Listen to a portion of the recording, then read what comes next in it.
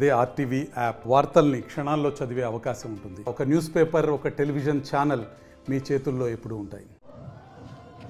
2024 రాబో 2 మాసాల్లో జరుగు శాసనసభ ఎన్నికలకు సంబంధించి పుట్టపర్తి నియోజకవర్గంలో ఈరోజు చారుపల్లి గ్రామం నల్లమాడ మండలం నుంచి ప్రచార కార్యక్రమానికి శ్రీకారం చుట్టడం జరిగింది.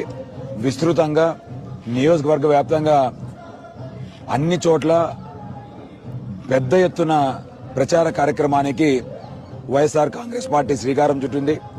రాబో రోజుల్లో మంచి మెజార్టీతో వైఎస్ఆర్ కాంగ్రెస్ పార్టీ ఇక్కడ గెలుస్తుంది. ముఖ్యంగా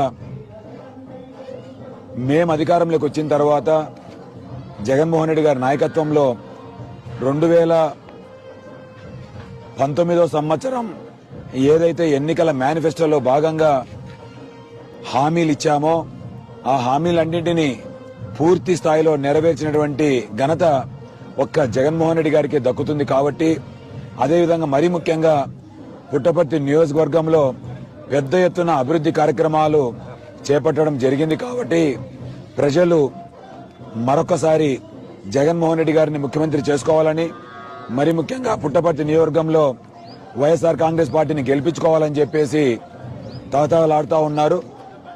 మేము మా అజెండా ఒకటే అజెండా. మేము చేసినటువంటి అభివృద్ధి, మేము చేసినటువంటి సంక్షేమ పథకాలను బేస్ చేసుకునే ఓట్లు గట్టిగా అడుగుతా ఉన్నాం. ప్రజలు పూర్తి స్థాయిలో ముఖ్యంగా అక్క చెల్లెమ్మలందరూ జగన్మోహన్ రెడ్డి గారి వెంట నడిచేదానికి, జగన్మోహన్ రెడ్డి గారిని ఆశీర్వదించడానికి సిద్ధంగా ఉన్నారు అనేదానికి ఈరోజు ఇక్కడ చేస్తున్నటువంటి ప్రచారంలో విశేషమైన స్పందన వస్తూ ఉంది.